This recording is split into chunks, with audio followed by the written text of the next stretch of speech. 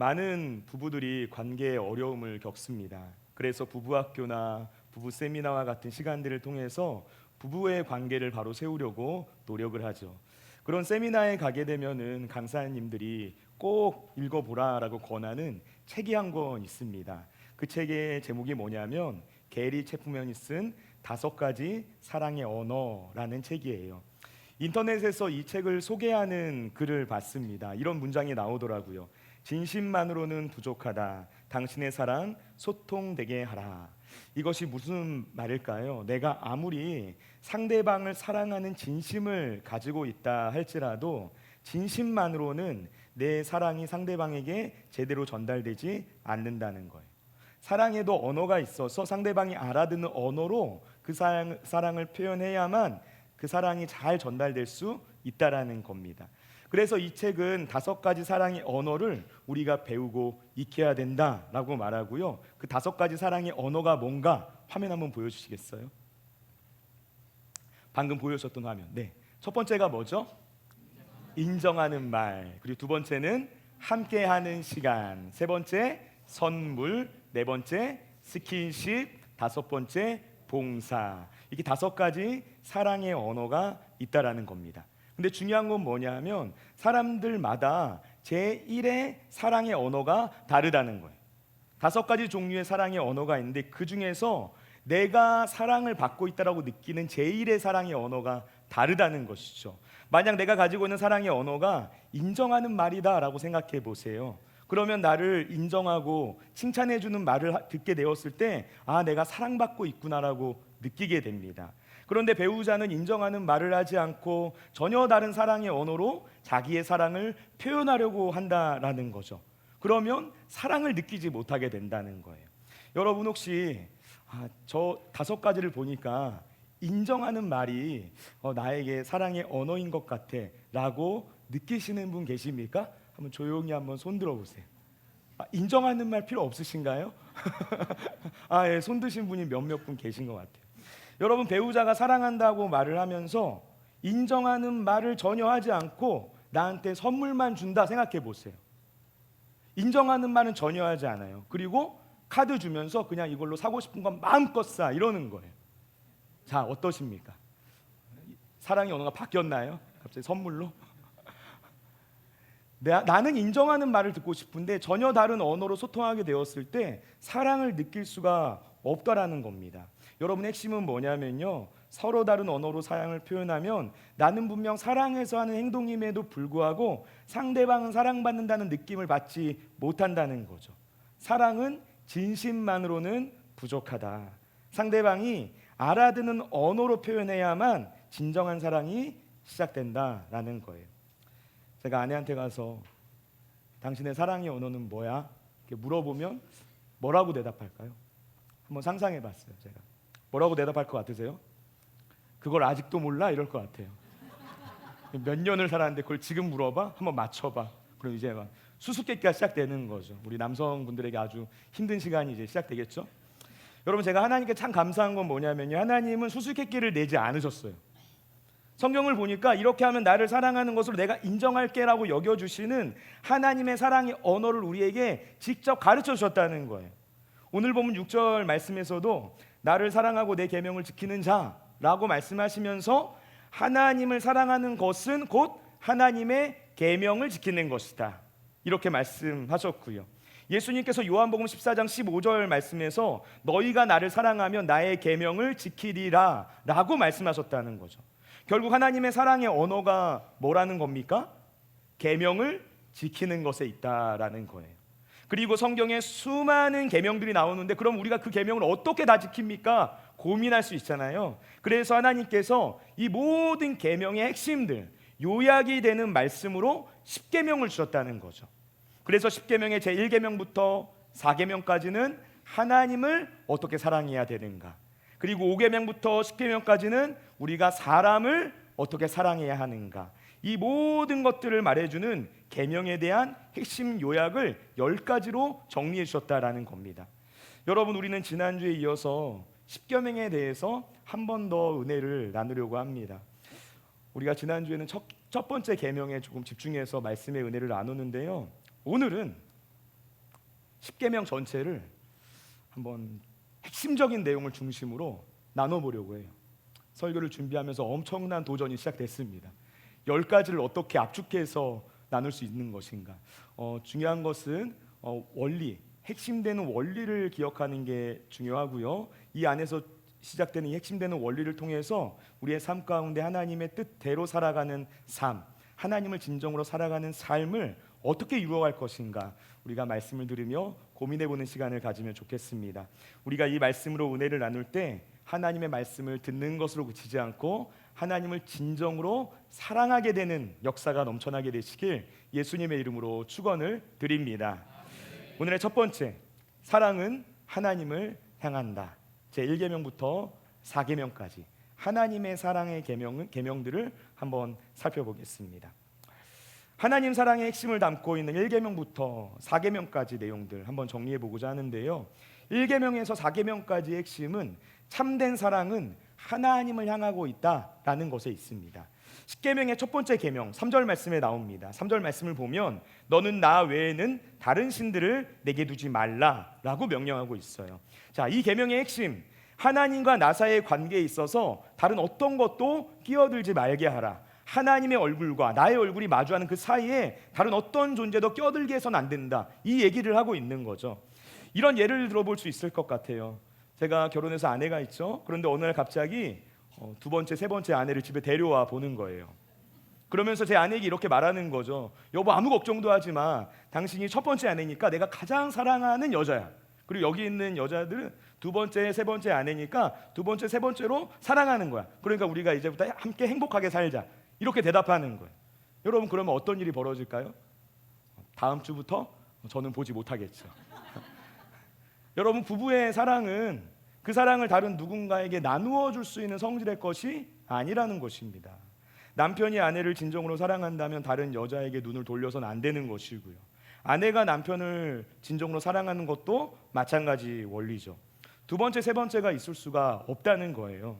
10계명의 1계명은 그런 것입니다. 성경은 하나님과 우리 사이의 관계는 언약으로 맺어진 부부와 같은 관계다, 이렇게 얘기를 하고 있어요. 그러니까 오직 하나님 한 분만 사랑해야 하고 하나님만 내 삶의 전부가 되게 해야 된다라는 것이죠. 여러분, 그런데 우리는 어떤가요? 우리는 하나님을 사랑한다고 말하면서도 사실은 하나님 아닌 다른 것들도 함께 사랑할 때가 있죠. 가나안 땅에 정착하여 살아갔던 이스라엘 백성들이 여호와 하나님을 열심히 예배하면서 동시에 바알도 열심히 예배했어요. 왜냐하면 하나님이 내 삶의 전부가 되는 첫걸음이 없었던 거예요. 그래서 양다리를 걸치는 삶을 살아갔다는 것입니다. 여러분, 우리가 이 첫 번째 계명에 있어서 특별히 깨어 있어야 하는 이유가 여기에 있습니다. 하나님이 우리 삶의 전부가 되는 그 첫걸음이 이루어지지 않으면 우리 10계명에 나오는 나머지 모든 계명들을 지키는 게 너무나도 버거운 짐처럼 느껴지게 되는 거예요. 우리 안에 하나님이 첫 번째가 되고 하나님이 전부가 되는 마음의 변화가 일어나지 않으면은 우리는 절대로 하나님의 계명에 온전히 순종할 수 없는 그런 삶을 살아가게 된다라는 것이죠. 그래서 이 첫 번째 계명을 순종하는 것이 참 중요한 일이다라고 말할 수 있습니다. 자, 두 번째 계명 4절부터 6절까지 말씀에 나옵니다. 핵심은요, 너를 위하여 새긴 우상을 만들지 말라라는 계명이에요. 하나님을 우리의 눈에 보이는 형상으로 만들지 말아라. 그래서 하나님의 존재와 하나님의 능력, 이 모든 것들을 우리의 생각 안에서 제한하거나 축소시키지 말라는 거죠. 또 하나님을 내 입맛에 맞거나 내가 원하는 이미지로 임의대로 만들어서 예배하지 말라, 이런 의미를 담고 있는 명령입니다. 여러분, 두 번째 계명의 핵심은 너를 위하여라는 문장에 있어요. 하나님을 나를 위해 존재하는 분으로 만들지 말라는 거예요. 하나님이 아닌 내가 중심이 되어 있는 자기 중심적인 신앙 생활을 경계하라라는 것입니다. 우리는 이 우상 숭배의 핵심이 자기 중심성에 있다라는 사실을 기억할 필요가 있습니다. 출애굽한 이스라엘 백성들이 그랬죠. 아론이 금송아지 신상을 만들고서 이스라엘 백성들에게 말했어요. 이는 너희를 애굽 땅에서 인도하여 낸 너희의 신이다라고 했습니다. 이스라엘 백성들이 아론에게 금송아지 신상을 만들어 달라고 요구하면서 외치는 거예요. 우리를 위하여 신상을 만들라라고 말합니다. 여호와 하나님을 인간의 눈에 보이는 형상에 가두어 놓고 나를 위한 신으로 만들어서 예배해 버리는 거예요. 어떤 신입니까? 나에게 항상 복만 주고 나에게 불편한 말씀은 전혀 하지 않는, 내가 원하는 하나님의 형상을 마음속에 만들어서 모시며 살아가려고 했었던 것이죠. 여러분, 하나님을 진실로 사랑하는 사람은 하나님을 내 입맛대로 규정하지 않습니다. 하나님께서 자신을 스스로 계시하여 주신 내용대로, 성경 하나님의 말씀이 말하고 있는 그대로의 하나님을 예배하여 섬기는 것이 진정으로 하나님을 사랑하는 길이라는 사실을 기억하시기 바랍니다. 세 번째 계명은 하나님의 이름에 대한 계명이에요. 내 하나님 여호와의 이름을 망령되게 부르지 말라. 자, 여러분, 이름은 단순한 호칭이 아니죠. 그 이름이 가리키고 있는 존재의 인격 자체를 담고 있는 것입니다. 그러니까 하나님의 이름을 망령되게 부른다라는 것은 하나님의 이름을 헛되이 부르고 하나님의 이름을 가볍게 부르고 하나님의 이름을 내 목적을 이루기 위한 도구로 함부로 사용하는 것을 뜻하는 말이에요. 여러분, 누군가 내 이름을 함부로 팔고 다닌다라고 생각해 보세요. 나는 그런 말을 한 적이 전혀 없는데 누군가 자기의 이득을 위해서 내 이름을 아무 곳에나 언급하면서 내 이름을 팔고 다니는 거예요. 여러분, 그러면 어떤 생각이 드시겠어요?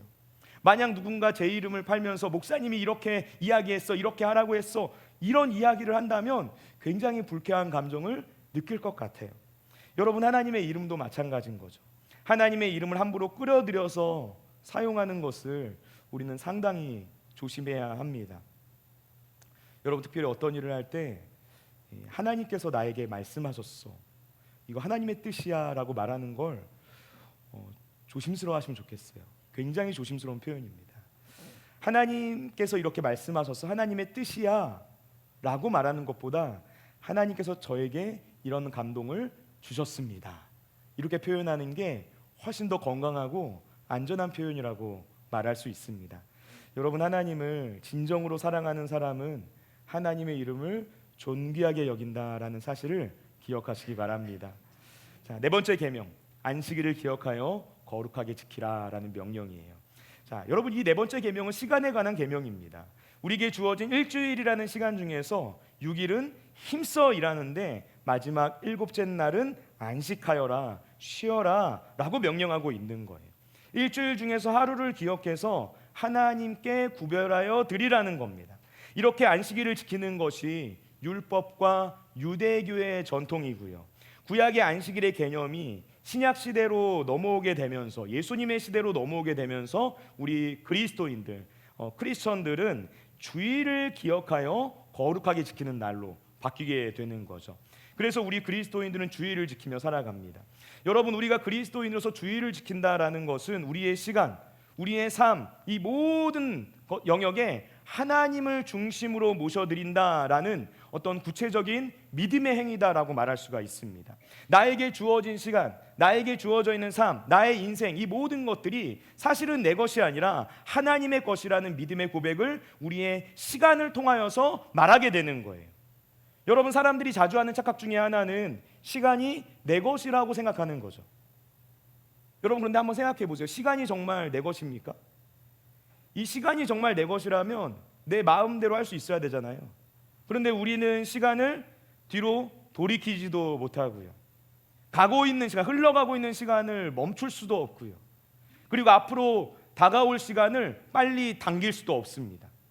우리에게 주어져 있는 시간은 내 것인 것처럼 느껴지지만 사실은 전혀 내 것이 아니라는 것이죠.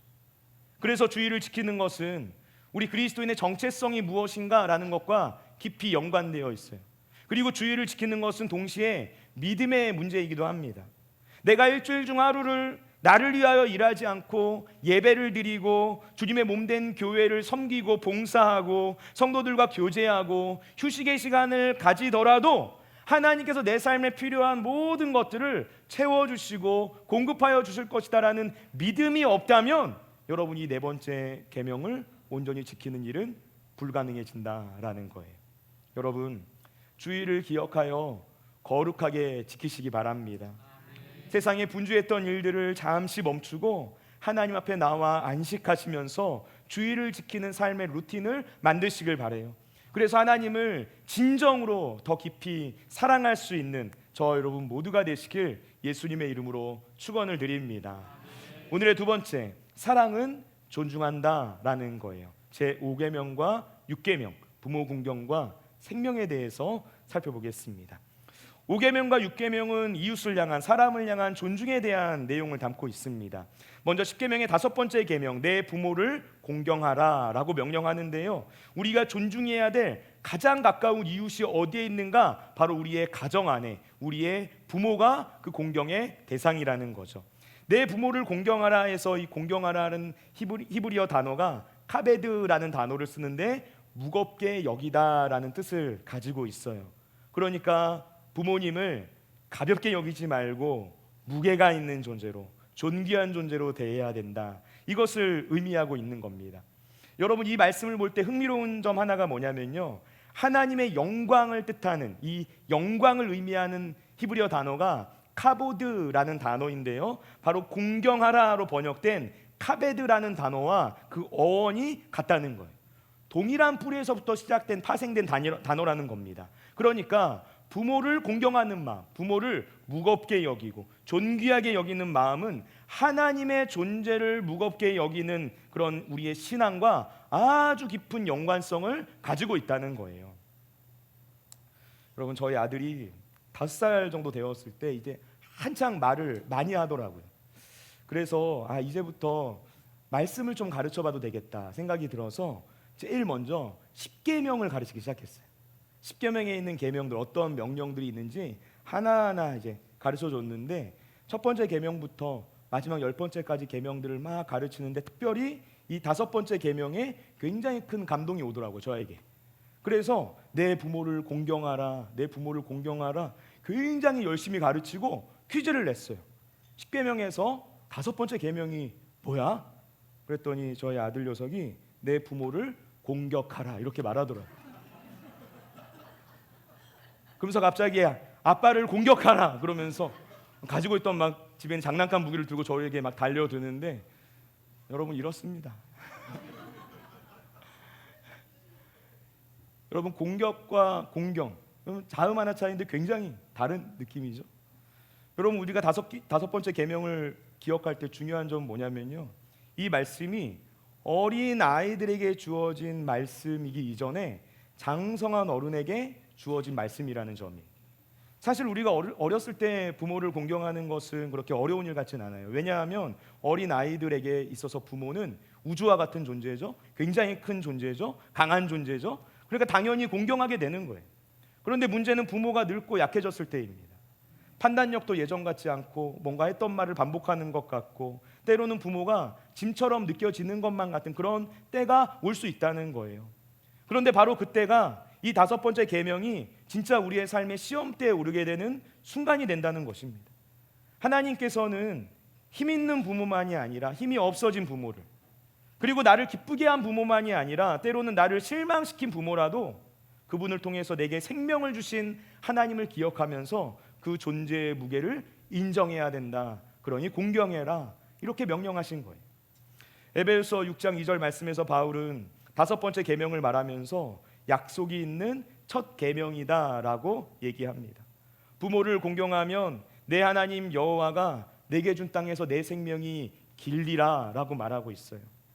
그러므로 부모 공경은 절대로 우리에게 손해보는 일이 아니라는 거예요. 하나님의 약속이 주어져 있습니다. 오히려 우리의 인생과 또 우리가 속한 삶의 모든 영역, 그리고 우리의 자녀들이 복을 받게 되는 길이 바로 부모를 공경하는 이 5번째 계명에 순종하는 일이다라는 사실을 기억하시기 바랍니다. 6번째 계명, 살인하지 말라라는 명령입니다. 생명 존중을 담고 있는 말씀인데요, 아마 많은 분들이 이 계명은, 다른 계명은 몰라도 그래도 이 계명만큼은 내가 확실하게 지키고 있어 라고 생각할지 몰라요. 그런데 예수님께서 하신 말씀들을 우리가 잘 묵상해 보면은 이 계명을 다른 관점에서 보게 됩니다. 예수님께서 마태복음 산상수훈 말씀에서 형제에게 노하거나 그리고 미련한 놈이다 라고 욕하는 자마다 이미 살인한 것과 같다라고 명령하셨어요. 말씀하셨어요. 사도 요한은 요한일서 3장 15절 말씀에서 형제를 미워하는 자마다 살인하는 자다라고 말합니다. 살인이라는 어떤 구체적인 행동이 나타나기 이전에 이미 사람의 마음 가운데 있는 분노와 상대방을 향한 미움, 우리의 마음 가운데 이런 분노와 미움이 우리의 입을 거쳐서 말로 나타나게 되는 일들을 통해서 이미 우리의 마음 안에 살인이 시작된 것과 같다라는 사실을 말해주고 있다라는 거예요. 여러분, 우리가 살아가고 있는 이 시대는 손에 피 한 방울 묻히지 않고 사람을 죽이고 있는 시대입니다. 말 한마디로, 익명의 댓글로 사람들의 인격을 죽이고요, 지독한 무관심으로 이웃이 서서히 죽어가도록 내버려 둬도 아무런 문제가 없는 것이 우리가 살아가는 이 시대의 모습이죠. 간혹 실제로 악성 댓글 때문에 생명을 잃는 안타까운 일들을 우리는 보게 돼요. 그런데 그런 댓글을 쓴 사람들, 그 누구도 자신을 살인자다라고 생각하지는 않겠죠. 여러분, 바로 이것이 이 시대가 안고 있는 비극이라는 거예요. 그리스도인들은 항상 자신의 마음과 자신의 혀를 점검해야 합니다. 내가 어떤 마음을 품고 살아가고 있는가? 나는 어떤 말을 하며 살아가고 있는가? 내 마음에 있는 것이 입을 통하여 나온다라고 주님께서 말씀하셨는데, 그러면 우리는 어떤 마음을 품고 어떤 말을 하고 살아가고 있는가? 나는 사람을 살리는 말을 하는가? 아니면 죽이는 말을 하고 있는가? 이것을 반드시 돌아봐야 된다는 겁니다. 사람을 살리는 말, 다른 사람을 존중하는 말을 하시기 바랍니다. 5가지 사랑의 언어 중에서 인정하는 말, 여기에 해당하겠죠. 사람을 죽이는 말이 아니라 사람을 살릴 수 있는 말, 다른 사람을 세워주는 말을 해야 된다는 거예요. 자, 여러분, 우리 좌에 계신 분들과 함께 이렇게 고백해 보겠습니다. 당신이 있어서 참 행복합니다. 자, 한 번 더 고백할게요. 당신이 있어서 참 감사합니다. 아멘. 저와 여러분 모두의 삶 가운데 이 은혜가 충만하게 부어진 줄로 믿습니다. 자, 오늘의 세 번째는 사랑은 정직하다라는 거예요. 7계명부터 9계명까지 가정과 재정과 그리고 말의 신실함에 대해서 살펴보겠습니다. 자, 여러분, 7계명부터 9계명까지 이 세 개의 계명을 감통하고 있는 공통점이 있어요. 그것은 바로 속이지 않는다라는 거예요. 사람은 배우자를 속이지 않고 이웃의 것을 몰래 취하지 않고 말로 진실을 왜곡하지 않는다는 거죠. 왜 그렇습니까? 속임이 있는 곳에는 신뢰가 무너지게 되어 있고요, 신뢰가 무너진 곳에는 사랑이 존재할 수가 없기 때문입니다. 그래서 7번째 계명 14절 말씀에 간음하지 말라 말합니다. 여러분, 이 계명은 가정에서의 정직함을 뜻하는 말이에요. 이 계명이 가지고 있는 가장 중요한 정신은 단순히 어떤 성적인 죄를 짓지 말아라, 이런 개념을 넘어서는 의미를 가지고 있습니다. 이 계명은 하나님께서 우리에게 주신 결혼과 그리고 결혼을 통하여 주어진 가정이 얼마나 소중한 것인지를 깨달아서 결혼과 가정을 건강하게 세우고 지켜나가는 것에 초점이 맞추어져 있는 말씀이라는 거예요. 여러분, 우리는 음란과 성적인 죄악 그리고 가정의 중요성이 상실되어져 가는 시대를 살아가고 있습니다. 요즘 미디어를 보면은 특별히 성적인 음란함이 너무나 당연한 것처럼 여겨지는 시대가 되어버린 것 같아요. 언제부턴가 저녁 시간에 TV 채널 돌리기가 좀 무섭다라는 느낌이 들더라고요. 여러분, 왜냐하면요, 우리 집에 아이들이 있잖아요, 저희 집에. 그래서 언젠가 저녁에 집에 와서 잠깐 TV를 트는데 이런 내용이 TV에 나온다고? 공중파에? 이런 느낌이 드는 그런 미디어들이 나오는 거예요. 굉장히 폭력적이고 음란하고 자극적인 내용들이 미디어를 통해서 무분별하게 송출되고 있는 겁니다. 채널을 돌리기가 무서워져요. 미디어를 통해서 유통되는 내용들이 이런 식이니까 당연히 우리의 청년들, 청소년들, 어린이들, 우리의 다음 세대들의 생각 가운데 음란하고 방탄한 삶을 살아가는 것이 너무나도 자연스럽고 일상적인 일들로 받아들여지게 돼버리는 것이죠. 여러분, 이런 시대의 흐름이 거세질수록 하나님 앞에서 자신을 거룩하게 구별하여 지키는 사람들, 순결함과 진실함으로 하나님의 뜻을 걸어갈 수 있는 성도들을 하나님께서 더 귀하고 아름답게 보시는 줄로 믿습니다. 자, 8번째 계명, 도둑질하지 말라라는 거예요. 이 계명을 들었을 때도 그래도 마음이 뭔가 편안해져 라고 느끼는 분들이 계실 것 같아요. 나는 남의 것에 한 번도 손을 댄 적이 없어 생각할 수 있다는 것이죠. 특별히 우리나라 사람들, 외국인들이 봤을 때 정말 놀랄 정도로 다른 사람들의 물건에 함부로 손을 대지 않는 것 같아요. 해외 선교 가게 되면 항상 교육받는 게 핸드폰 꼭 잘 쥐고 다녀라, 손목에 스트랩 차고 핸드폰 놓치지 말아라 하는 거예요. 길거리 다니다가 핸드폰을 그냥 채가는 일들이 외국에는 비일비재하거든요. 근데 우리나라에는 카페에 내 물건 가만히 놀려놓고 다른 곳으로 이동하고 돌아와도 그 물건이 그대로 있잖아요. 그러니까 우리나라 사람은 참 정직한 것 같아요. 그런데 우리가 이 8번째 계명을 조금만 더 깊이 생각해 보면은 이 계명이 그렇게 단순한 문제가 아니구나라는 걸 알게 됩니다. 성경이 가르치는 내용을 살펴보면 도둑질의 범위는 굉장히 넓어져요. 일한 사람에게 정당한 품삯을 주지 않는 것, 도둑질이고요. 직장에서 받은 월급만큼 일하지 않고 시간을 흘려보내는 것도 도둑질이에요. 세금을 속이는 것, 도둑질이고요. 남이 했던 수고와 공로를 내가 한 것처럼 가로채는 것, 도둑질이 됩니다. 여러분, 그런데 우리가 도둑질에 대해 생각할 때 주의해야 하는 게 하나 있는데요, 사람에 대한 것을 도둑질하는 경우도 있지만 성경은 하나님의 것을 도둑질하는 경우도 말하고 있다는 거죠. 성경을 보면 하나님의 시간, 하나님의 물질, 하나님의 영광을 도둑질하는 것처럼 하나님의 것을 도둑질하는 모습이 곳곳에 기록되어져 있어요. 하나님의 시간을 도둑질하는 경우가 있습니다. 주의를 지키지 않는 것이 바로 여기에 해당되죠. 주의를 기억하여 거룩하게 지키라. 하나님께서 말씀하셨는데 자신만을 위해 그 시간들을 쓰는 거예요. 그래서 하나님의 날, 하나님의 시간을 도둑질하는 겁니다. 그래서 우리는 주의를 거룩하게 지키는 삶을 살아가야만 돼요. 하나님의 물질을 도둑질하는 경우도 있어요. 말라기 3장 8절부터 9절 말씀에서 하나님께서 이스라엘이 하나님의 것을 도둑질했다라고 말하는데 그것이 바로 11조와 봉헌물이다라고 합니다. 우리에게 주어진 모든 물질, 모든 재정, 모든 돈 본래 다 하나님의 것이에요. 그런데 하나님께서 우리에게 각각의 분량대로 그 재정을 맡기시고 그 물질을 맡기시고 우리에게 자유롭게 쓰도록 허락하여 주시되 그 중에서 10분의 1만 하나님께 올려드리라라고 명령하셨어요. 그것이 바로 11조입니다. 여러분, 하나님 온 우주의 주인이신데 하나님이 돈이 부족해서 11조를 드려라라고 명령하신 걸까요? 그런 게 아니라는 거예요. 세상 모든 것이 다 하나님의 것인데 여러분, 하나님이 뭐가 부족해서 그런 말씀을 하셨겠어요? 그런데 그 11조를 드림을 통하여서 나에게 주어져 있는 재정, 물질, 그 돈의 주인이 하나님이심을 인정하게 된다라는 거예요. 그 믿음의 고백을 하라는 거예요. 돈이 우상이 아니라 하나님이 내 삶의 주인이심을 고백하라는 거예요. 그리고 하나님께서 그 모습을 분명히 지켜보고 계시고 우리에게 복을 주실지 아닐지를 달아보고 계신다라고 성경이 말하고 있다라는 겁니다. 여러분, 우리는 성경에서 도둑질에 관하여하는 말씀들을 더 깊이 묵상해 볼 필요가 있습니다. 바울은 이 8번째 계명을 어떤 식으로 해석하냐면요, 에베소 4장 28절 말씀을 보시면 도둑질하는 자는 다시 도둑질하지 말고 돌이켜 가난한 자에게 구제할 수 있도록 자기 손으로 수고하여 선한 일을 하라라고 명령을 해요. 도둑질의 반대가 뭘까요? 여러분, 도둑질의 반대가 뭐라고 생각하십니까? 남의 것을 훔치지 않는 것, 이런 게 아니에요.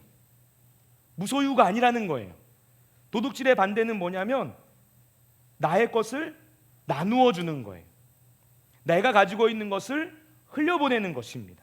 여러분, 우리의 손은 두 가지 방향으로 움직여질 수밖에 없어요.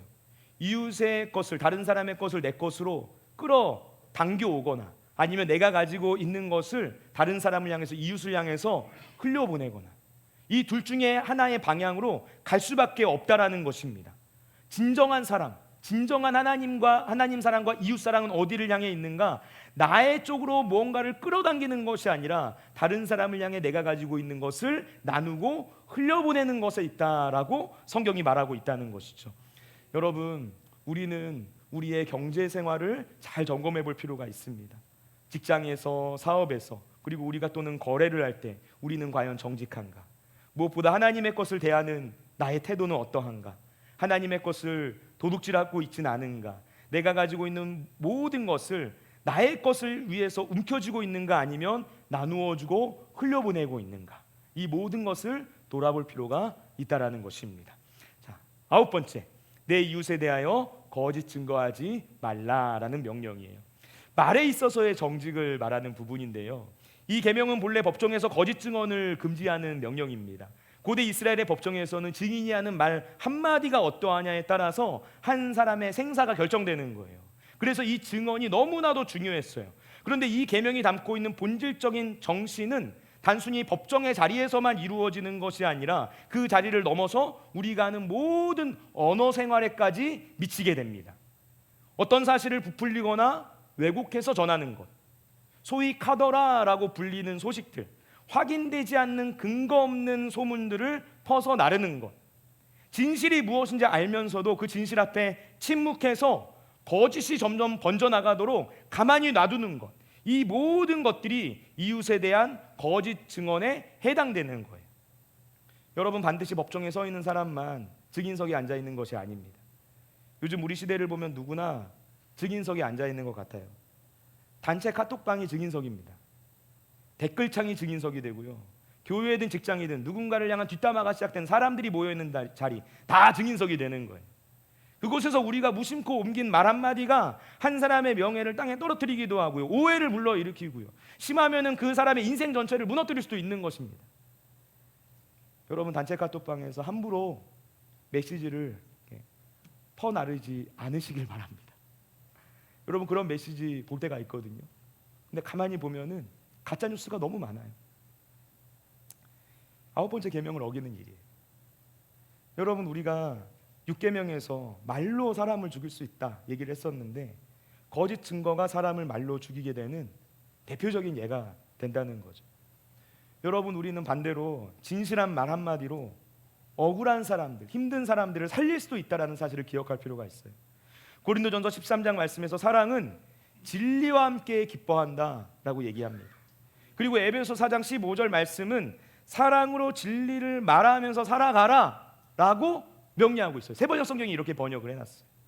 우리가 말에 대해 생각할 때 우리의 삶에 적용할 수 있는 한 가지 지침이 있는 것 같아요. 인터넷을 봐서 발견했는데요, 우리가 어떤 말을 하기 전에 3개의 문을 통과시킨 다음에 말을 하는 게 좋대요. 자, 첫 번째 문, 그것이 사실인가? 라는 것을 물어보는 거예요. 내가 하고자 하는 말이 진짜 사실인가? 두 번째 문, 그것이 꼭 필요한 말인가? 이 질문을 던져보라는 거예요. 그리고 마지막 세 번째 문은 내가 하고자 하는 이 말이 정말 사랑에서부터 비롯된 말인가? 사랑이 담겨있는 말인가? 이것을 살펴보라는 겁니다. 만약 이 3개의 문을 다 통과하지 못했다면 그 말은 입 밖으로 내지 않는 것이 지혜로운 삶이다라고 얘기하는 거예요. 자, 오늘의 4번째, 사랑은 만족한다라는 거예요. 할렐루야. 마지막 10번째 계명입니다. 탐심에 대한 내용이에요. 자, 우리 다 같이 17절 말씀, 본문 17절 말씀을 한 목소리로 읽겠습니다. 내 이웃의 집을 탐내지 말라. 내 이웃의 아내나 그의 남종이나 그의 여종이나 그의 소나 그의 낙이나 물은 내 이웃의 소유를 탐내지 말라. 아멘. 자, 여러분, 이 마지막 계명은 내 이웃의 집을 탐내지 말라라는 계명이에요. 이 10번째 계명은 다른 9가지의 계명, 1계명부터 9계명까지의 계명과 조금은 다른 점을 가지고 있는 특별한 계명이다라고 말할 수 있습니다. 여러분, 혹시 어떤 점이 다른지 눈치채신 분 계신가요? 앞에 있는 계명들을 보면은 1차적으로 우리의 눈에 보이는 어떤 행위들을 다루고 있는 것처럼 보여요. 1차적인 느낌이. 그런데 이 마지막 계명은 직접적으로 마음의 문제를 다루고 있다라는 것입니다. 탐내지 말라라고 말했어요. 탐심에 대해서 말하는 건데, 탐심은 우리의 눈으로 볼 수가 없는 것이죠. 여러분, 우리의 마음에 내가 탐심을 품었다라고 해서 경찰서 붙잡혀가는 사람 보신 적 있으십니까? 그런 사람 한 명도 없잖아요. 탐심을 품었다는 이유 때문에 법정에 서게 되는 사람도 없다라는 거예요. 그런데 하나님께서는 아무도 보지 않고 있는 이 볼 수가 없는 이 마음의 문제, 마음의 부분을 문제로 삼으셨다라는 겁니다. 여러분, 왜 그럴까요? 탐심이라는 것이 다른 모든 계명들을 무너뜨리는 뿌리가 되는 죄가 될 수 있기 때문에 그런 거예요. 여러분, 여기서 탐내다라고 번역된 히브리어 하마드라는 단어는 그냥 어떤 우리의 마음을 스쳐 지나가는 바람, 내가 단순히 이걸 좀 갖고 싶은데 라고 뭔가 스쳐 지나가는 듯한 느낌의 그런 마음을 의미하는 말이 아닙니다. 무언가를 내 손에 넣으려는 그런 의도를 품고 집요하게 그것을 욕망하고 있는 것을 뜻하는 말이에요. 성경에서 이 단어가 처음으로 등장하는 장면이 어디냐면 에덴 동산입니다. 하와가 선악과를 볼 때 지혜롭게 할 만큼 탐스럽기도 한 나무인지라 라고 말하잖아요. 바로 그때 사용된 히브리어 단어가 아마드라는 단어예요. 인류 최초의 죄가 탐심에서부터 시작됐구나 라는 것을 알 수 있게 해주는 내용이죠. 여러분, 우리는 탐심이 다른 계명들을 어떤 식으로 무너뜨리는지를 살펴볼 필요가 있어요. 가장 대표적인 예가 바로 다윗이라는 인물입니다. 다윗이 밧세바를 범했어요. 그 죄가 어디서부터 시작됩니까? 밧세바를 탐낸 것에서부터 시작된 거예요. 그리고 그 죄를 덮으려고 하다가 거짓말을 하게 되고요. 결국 그러다가 충신 우리야를 죽이게 되는 살인죄까지 이르게 됩니다. 탐심은 단순히 하나의 죄를 의미하는 것이 아니라 수많은 다른 죄들을 찍어내는 마치 공장과도 같은 역할을 한다는 거예요. 사도 바울은 골로새서 3장 5절 말씀에서 탐심은 우상숭배다라고 얘기를 해요. 우상숭배의 본질은 어디에 있는가? 우리의 마음 가운데 있는 탐욕, 탐심에 있다라는 거예요. 욕심에 있다라는 거예요. 탐심은 하나님이 앉아 계셔야 하는 우리의 마음의 보좌에 내가 더 갖고 싶은 무언가, 욕망하는 무언가, 그것을 하나님이 앉으시는 그 자리에 대신 앉혀놓는 그런 죄다라고 말할 수가 있다는 거죠. 그러니까 결국 10번째 계명은 너는 나 외에는 다른 신들을 내게 두지 말라라고 명령하신 제1계명의 말씀을 어기는 것이 된다라는 거예요.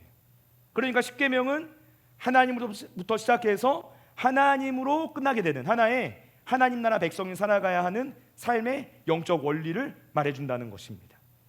여러분, 그렇다면 탐심의 반대말은 뭘까요? 탐심의 반대말은 무소유가 아닙니다. 탐심의 반대는 감사와 만족이에요. 자, 우리가 바울의 고백을 한번 눈여겨보면 좋겠는데요. 빌립보서 4장 11절부터 13절까지 말씀 다 같이 한 목소리로 읽겠습니다.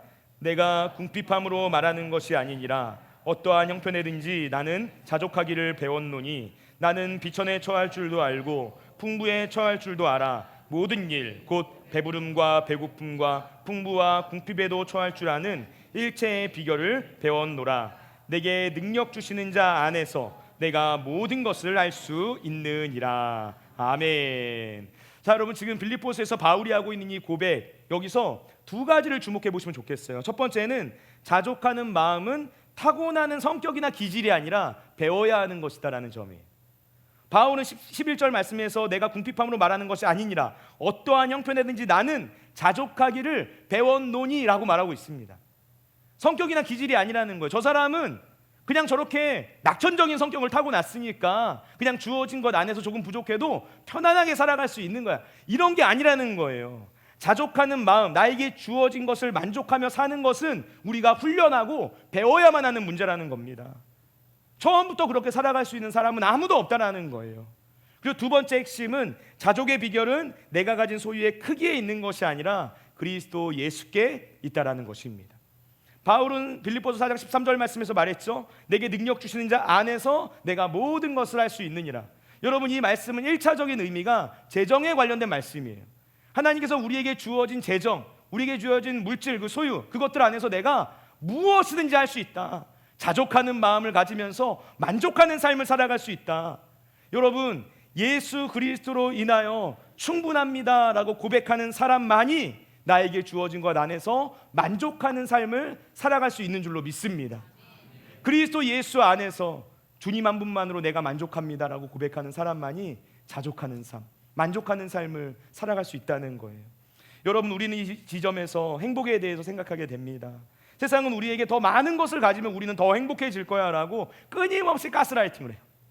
수많은 미디어를 통해서 사람들의 말, 세상의 문화와 가치관에 물들어 있는 사람들의 이야기들을 통해서 끊임없이 이런 생각을 하게 만들어요. 그런데 이상한 점은 우리가 더 많은 것을 가진다고 해서 방금 전까지 내가 가지고 싶었던 그것을 내 손에 쥐었다라고 해서 우리가 더 계속해서 더 많이 행복해진 것 같지는 않다라는 점이죠. 우리의 마음에 탐심이 자리를 잡고 있는 한 우리는 절대로 행복을 누리는 삶을 살아갈 수가 없어요. 참된 행복을 경험할 수 없다는 거예요. 왜 그런가? 탐심에는 결승선이 없기 때문에 그렇습니다. 여러분, 탐심에는 끝이 없습니다. 그래서 탐심은 내가 가지고 있는 것이 아니라 끊임없이 다른 사람들이 가지고 있는 것, 이웃이 가지고 있는 것을 주목하여 바라보게 만들어요. 10번째 계명이 기록되어 있는 오늘 본문 말씀을 한번 잘 보세요. 눈여겨보세요. 어떤 단어가 반복됩니까? 내 이웃의 집, 내 이웃의 아내, 내 이웃의 소유, 이렇게 말하고 있어요. 우리의 마음 가운데 탐심이 자리를 잡고 있으면 우리의 시선이 항상 이웃의 것에 초점이 맞춰지게 된다는 거예요. 다른 사람들의 것이 계속해서 내 눈에 들어오게 된다는 거죠. 여러분, 요즘으로 치면 탐심이 가장 활발하게 활동하는 무대가 어디 같으세요? SNS 같아요. SNS. 남의 집, 남의 차, 남이 여행 다니는 거, 남의 자녀들 사는 거, 남의 주식, 남의 코인, 이런 것들 들여다보다가 내 마음이 가난해져 버리는 거예요. 만족하지 못하는 거예요. 여러분, 감사가 가지고 있는 가장 큰 힘이 있습니다. 감사가 가지고 있는 큰 힘이 뭘까요? 감사는 우리의 시선을 바꿔준다는 거예요. 감사는 다른 사람이 가지고 있는 것, 이웃이 가지고 있는 것을 주목하던 우리의 시선을 하나님께서 나에게 주신 것을 바라보는 시선으로 바뀌게끔 만들어줍니다. 다른 사람의 삶을 보면서 스마트폰 액정하면 계속 넘기던 우리의 시선을 하나님께서 나에게 베풀어 주신 은혜를 헤아리며 감사할 수 있는 고백의 시선으로 바뀌게끔 만들어주는 거예요. 이것이 감사가 가지고 있는 힘입니다. 여러분, 우리가 감사를 하게 되면 우리의 삶 가운데 놀라운 변화가 일어나기 시작해요. 우리의 마음에 자리를 잡고 있던 탐심, 그 욕심을 우리가 내려놓고 하나님께 감사하게 되었을 때 바로 그 자리에서 하나님께서 부어오시는 인생의 참된 만족과 행복이 부어지게 된다는 것입니다. 여러분, 오늘 우리는 이 십계명이라는 하나님을 향한 사랑의 언어를 배웠어요. 할렐루야. 수고하셨습니다. 10가지 계명을 다 봤어요. 여러분, 우리가 이 말씀 앞에 정직하게 서게 되면 한 가지 고백을 하게 되는 것 같습니다.